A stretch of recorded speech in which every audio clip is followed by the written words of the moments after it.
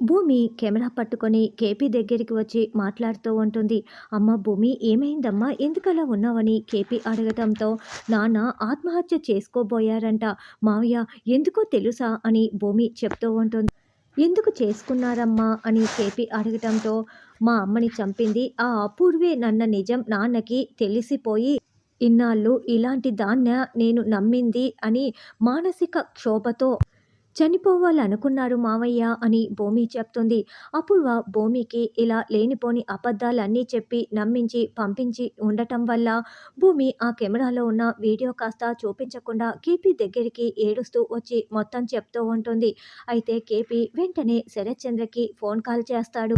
శరత్ చంద్ర phone lift చేయగానే, "అసలు ఎక్కడున్నారు మీరు?" అని కేపీ ప్రశ్నిస్తూ ఉంటారు. "గెస్ట్ హౌస్లో తాగుతున్నాను నేను" అని శరత్చంద్ర అనగానే, "అపూర్వని చంపలేక తాగుతున్నారా?" అని కేపీ ప్రశ్నిస్తూ ఉంటాడు. "ఏం మాట్లాడుతున్నావు కేపీ? నేను తాగుతున్నది నా చెల్లెలు మీరాకి ముఖం చూపించలేక" అని శరత్చంద్ర నిజం చెప్పేస్తాడు. దాంతో కేపీ చాలా షాకింగ్గా వింటూ వెంటనే ఫోన్ పెట్టేస్తాడు. "అమ్మ భూమి, నీకు ఇప్పటికైనా అర్థమైందా?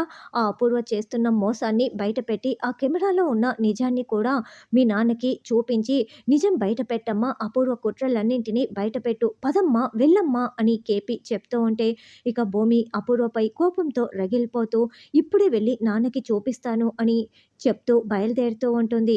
ఇంకోవైపు ఇంకా హాస్పిటల్లో ఉన్న అపూర్వ కోపంతో రగిలిపోతూ ఉంటుంది.